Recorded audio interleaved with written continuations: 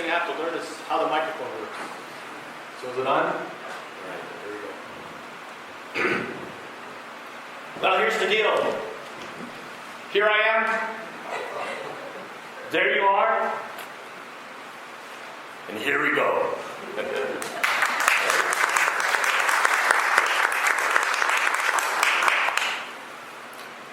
Now, does anybody really know exactly where we're going, though? Right? Do we know where we're going to end up? That's always the question. Jim knows. I was hoping someone did. Yes, Jim? We're in the Methodist church, so pretty much there's food at the end of service. That's right. That's right. And I'll be reminded of that. In fact, I want to say right off the bat, I appreciate you having a clock back there. And that's one of those old jokes. What is it? The jokes that, what does it mean when the pastor takes off his watch or her watch and puts it on the pulpit? Remember that one? Yeah, absolutely nothing. Yeah. So anyway. But, it's really good to be here. And it's good to be started on this journey together. And the reason I know we're going to end up somewhere, I know we're going to go somewhere, is because of faith. But the question is, because of whose faith? Now, I checked with some of the other professional practitioners of faith that you have experienced or you've been able to enjoy over the years. Talked to David Jager. He got to preach here a couple of weeks ago. In fact, I'm really intimidated standing here after following Katie, David, and Bill. What was I thinking? Jim, what were we thinking? It's like, thank you very much for giving me such a great head start. But no, they're good people. They're great persons. And David said, just love them for who they are and help them hack and reclaim a vision of whose they are. And then I talked to Matthias. And Matthias said, what you need to do is start every one of your sermons with a groaner. So I was trying to figure out a groaner. What's that like? Well, I think that's a joke, right? So I think it's a joke like this. So there were 3 boys. They were playing in the playground. And the first boy said, my mom scribbles a few words on a piece of paper. They call it a poem, and she gets paid $50. Well, the other boy said, that's nothing. My mom scribbles some words on a paper, and they call it a song, and they pay her $100. To which the last kid said, oh man, my mom's a pastor. And she scribbles some words on a piece of paper, and it takes 8 persons to collect all the money after she's done. Was that kind of what I was telling you? Both are right. And I'm sure Katie brought you a message of hope and fortitude and stick with it, right? And then Laura said, thank you for the grace that you showed her through a pretty difficult time in her life. And when I met with her, I can tell you, her eyes were much brighter, her countenance is better, she's going to be in a time of healing.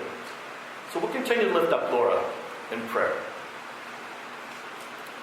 And then, of course, you had Bill. And he told me that he told you that the way to get through happy was through noodle. Right? So you got to go through noodle to get to happy. I guess you'd have to be here to hear the sermon last week. And I know, Fred, I'm missing there's another town in there somewhere in Texas that you had to get to, right? But if you didn't completely get the sermon the first time, he's going to be back over Labor Day. Because that was the deal. I was retired. How many of you have ever been retired in this congregation? A few of you, right? So when you retire, you make plans, right? It may be different than going back and sitting at your desk, wherever that was, or out and about. So I had already bought the tickets to go to the Bagosa Folk Festival down in Bagosa Springs, Colorado. And so I didn't go to Rocky Grass, but I thought I could go down there. And we have this 13-foot scamp trailer that we try to use at least twice a year, right? But anyways, we're going to haul that down there and go see some of our friends in Bagosa Springs where we serve. So I already had that planned. So Bill's going to be back with part 2 of his sermon about the be attitudes. I like to kind of put that, a little quote after that. How do you be? And the be attitudes. But if you're thinking about where we're headed, no matter how amazing these guys were, and the other pastors, Edwina, Tony Cook, and the others that have served here, I'm missing someone. But all of them. Again, who?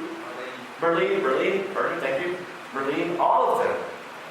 We're trying to help you with your faith. You're stepping out of faith. But when we think about how it is that we're going to figure out where we're headed, then again, the question is, whose faith are we talking about? I'm also a professional practitioner of faith. Jim read some of my credentials, my qualifications, and I've had the opportunity to serve in a number of different kinds of parishes and churches here in what used to be the Rocky Mountain, now called Legacy Conference, but now it's the Mountain Sky Conference. And Belinda and I have enjoyed every place we've been.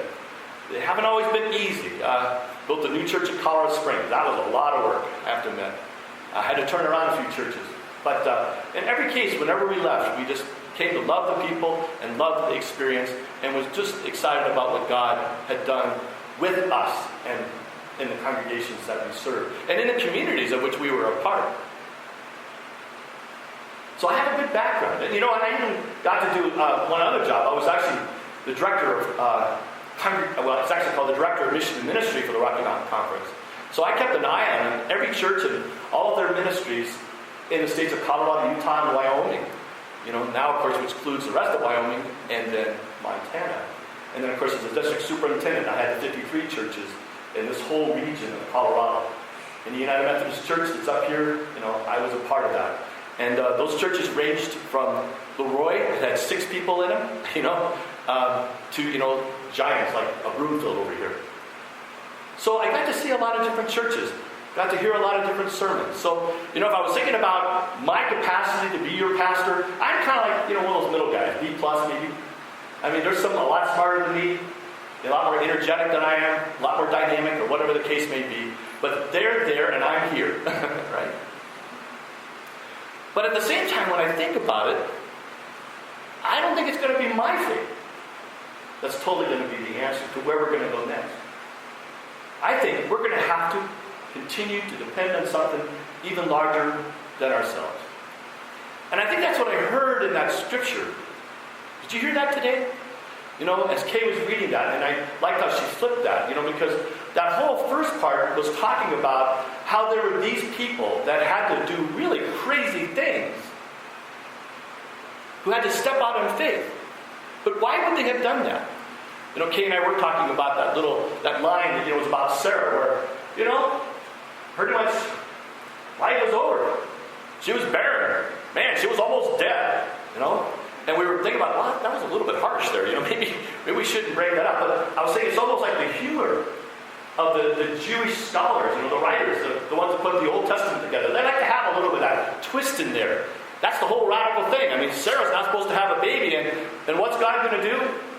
God said to Abraham, which actually comes next week, you're going to have so many, descendants of you, they're going to outnumber the stars. Yeah, that's right. That's not a statement. That's a joke. As far as Sarah's concerned, she was almost dead. But that nation, that group of people that almost seemed to be at an end, it was to those persons that God came. It was to Abraham that God came and said, hey, pick up everything you know, all the people that are, beholden to you, and move them up north. Go up into that other land. He's like, yeah, right, good idea. Right? But that's what that second part of the story tells us. That even though they maybe didn't even see the end result of what God had promised, they stepped out in faith to do what God had challenged them to do. So here's the deal. I like to take these two verses in Hebrew and twist them a little bit. Because oftentimes, of course, as we read it, and it's pretty obvious, and I know that for all my biblical scholars in here, it seems to be talking about the fact that these biblical characters, they had great faith. And because of their faith, that's why then whatever they wished and dreamed was fulfilled. But if you look at that second part of that verse, you'll notice that they have that little phrase, by faith. Remember how it says, by faith, right? Okay, right away we think, by my faith. I made this happen. So who here in this room has been able to make anything happen because you had the faith it was going to happen? Right? A few of you, right? Can we have the power of positive thinking, right? We've learned that kind of thing. Well, sometimes we've held in there, we've done that. But has it always been 100%? Are you able to control every outcome 100%? No, that's hard, isn't it? It's a tough thing to do. We'd really like to do that. I really hate it that the stock market keeps bouncing up and down when I'm retired, right? You trying to figure out, is this really going to be here later? My financial advisor is going to help me with that, right? So, yeah, there you go. And I have to have faith that whatever's going on in Washington, I either agree with it or I don't, but it's going to be okay in the end. I have to have faith. I'm sure standing with people in El Paso right now, that the world's going to go on tomorrow, even after a tragedy of what happened yesterday. People that were killed, the hate that seems to be imminent. We've got to have faith that this is going to get better, or it's at least going to continue to go on. We'll find dynamic life within it. Right? So the question is then, whose faith are we going to depend on? And when you hear that line that says, by faith, I want to suggest to you that maybe it's about God's faith in us, is what the writers of Hebrew is talking about. Not only our faith in God. Because if you think about the whole biblical narrative, you remember how it kind of began okay? We were in a Garden of Eden. It was kind of fun, right? But then all of a sudden, something kind of happened. Things kind of messed up. And the whole rest of the Bible is about trying to restore the brokenness that we experienced first in our relationship with God. Human beings discovered they were not God. And God discovered that human beings were not human beings. And yet it was God who created us in the first place. The very first act of faith was God taking the dirt and breathing life into it, right? Do you realize you practice faith almost every second of your life? Think about it. In fact, this is what Matthias would have taught you, right? One of the great mystics of our conference. Where do mystics start? They start with their breath. They start with breathing. Come on, this is Boulder, Colorado. We know this stuff, right? Breathe. I'm not trying to put this down. I'm just saying it's about what we do. The breathing, the breath.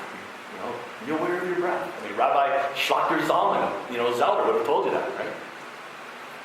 Aware of your breath. But why? Because when you breathe out, you got to trust that there's something to breathe back in, right? Remember, when you were born, you were sitting in your mother's womb there, you're kind of sloshing around in this fluid state. And then you came plopping out, right? And what was the first thing somebody did? Well, some nurse or doctor, whatever, grabbed you. If you weren't, yeah, that's right, you went, wow. Because what they want you to do? They said, you got to trust that there's something you can put back in you that's going to keep you alive. And you make the transition from a fluid state to a state of breathing air. First act of faith. Okay, I got the breath, I don't want to do it. And then our body says, you got to get rid of it. No, I'm going to die, right? But then you breathe out again. And you have to trust there's more to breathe back in. And of course you do that until that last moment. When you finally breathe out again. For the last time. But as Christians, we believe even when you do that, that's not where it is. That may be just another kind of beginning. Because you have lived in this field of faith. This environment of faith. Where you have believed that no matter what, God loves you for who you are. That's why we are inclusive. That's why we are accepting. That's why we are a church that opens our doors to all God's people. We don't know how to figure out who isn't God's people because they're God's people. That's why we welcome them. We embrace them. They're breathing the same air that we're all breathing. Right? People of faith. Because we are here because of God's faith in us. If you look at the verse there, there's two words that verse is built on. The first one is apostatic. And that means to stand under something. To have it like over you. And remember in kind of Jewish view of the universe, there was sort of that over, like what you call it, almost like, it's like the dome there in that one movie, but not quite like that. But there was sort of that overarching kind of dome thing, right? So what they were trying to say, though, is you stand under this realm of God. You stand in that. But it's also like you stand on it. It's a starting place from which you start. And in fact, it's grounded, it's dependable, it's there. So therefore you can step out in hope from that place. And that's what Kay was reading. That each of these biblical characters, they stepped out in hope. They stepped out believing that there was a place they were going. Remember how the end of that verse even said, if they had thought it was better to go back to their home, they could have done it, right? They could have said, no, I'm never not going to make it. I'm not going to make it. I'm going to turn around. I mean, remember, we used to get fed back in Egypt, and there's nothing back here, remember? But they didn't. They kept going. Kept going into the unknown place, the unknown reality. But they believed in God's faith in them. And then the other word is ekologos. And it basically stands for evidence. Right, Biff, as a good lawyer, you would know about, you got to present the evidence. You got to present the proof, right? And sometimes the evidence that is presented actually makes you more aware of something. It may reveal something to you. It may be actually somewhat negative in the way that you first experienced it. But when you do, you're actually more aware now. You're more enlightened. And that's what these people had to discover. That they had to be aware of their own limitations to the point that they would be willing to step out into the faith. Because what I hear in this verse, and what the writer's trying to tell us, is that the reason we can be people who live the faith, as I put in my sermon title, living the faith through outlook and outreach. That's one of my models for my ministry for a long time. Living the faith. Through outlook. My outlook is growing, it's expanding, it's inclusive, it's welcoming, it's hopeful, it's full of love, it's compassionate. My outreach, again, is open, it's growing, it's getting outside the walls, it's hanging with the neighbors, it's always being made larger than I could have imagined. Living the faith. The reason I did that is because I knew God had faith in me. When I was a young lad, Elliot over here, there was a time that I was trying to run track. And I was kind of bored. You'll see how I kind of limp around. And they used to call me Penguin Man in college. My nickname. Anyway. Well, I had to wear corrective shoes, and I had to wear these braces on my legs. So, but I thought I'd go out for track in 7th grade. Well, we've got John over here, he runs every day, 30 miles, my wife here, But that's okay, you guys are amazing. And you notice I've given that up a while back. But anyway, I just love food. Okay. But 7th grade, I tried to run track. I was never very fast, because like one of my coaches said, Strickland, if you spend as much time going forward as you spent going back and forth, you'd be the fastest man in the world. So anyway, I ran the 8.8. Figured maybe by that time I could catch somebody. Well, I never did. Came in last every time. So then in 8th grade, I went back off the track again. I don't know why, but I just thought, well, gotta do something with my life. So I went out, and of course, the first 2 races just did terrible. I came in maybe next to last. I think I finally beat one person. And, but anyway. But then right before the 3rd race, the coach came in and he stood over me and he said, "Here, Skip, I think you might need these." What? He goes, "I looked at what you've been running in. You're running on those, remember those old black high-top Converse tennis shoes?" He said, "Why don't you try these?" And they were actually track shoes. Man, they were really light and they had these little metal spikes on them.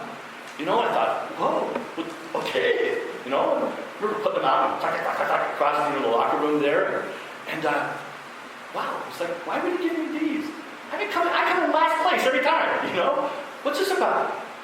So, I went out, put my little blue track shoes on, and in that race, Hartsfield, Spokane, Washington, I not only didn't come in last place, I won that race. In fact, when I came around to the finish line, I looked back to see where the next person was near me. They were still coming around the corner. I don't know what got into me. But man, I discovered the ability to run faster, farther, and harder than I had ever known. And maybe that's because that coach somehow I believe, had faith in me. That I could do this, that I could do more than I ever knew that I could do. And so that's what I believe this verse is telling us today. God has faith in us. It's going to be in this environment of faith, in this field that we're going to reach out to discover what we need to know, what we need to learn, what we need to continue to be about as we work in our imagination, as we work in our vision, as we work as a congregation to go forward. It's going to be in that field. And that field may be there because of our time of prayer together, our time of study together, our time of work together. I mean, I know you know that the church cannot just be here. It's got to be out there too. We're going to pray for the Rockies, and they are going to win a couple more games, right? We know that. We have faith. We're going to be out there in that crop walk. We're going to be out there, wherever it takes. We're going to get to know our neighbors. We got to do that. Because we want to share with them this powerful message that God had faith in us. In fact, God had so much faith in us that He gave His only begotten Son, that whoever believeth in Him will have life eternal. That's why we come to this table. It says right there in the front on the table, you can't see it right now, but it says, in remembrance of Him. And what Jesus says, remember that God loved you so much that God shared me with you. And Jesus is still sharing with us today. And the Holy Spirit is still empowering us today. Is still here with us today. Creating this environment, this field, this reminder that God loves us. God has faith in us. So where are we going? Well, it's 150 years into continuing to answer that question. And I'm excited to be a part of Vision 151 and beyond. So, here we go.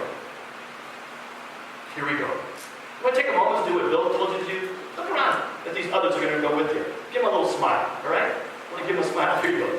Nice smile. Here we go. Let us now step out in faith.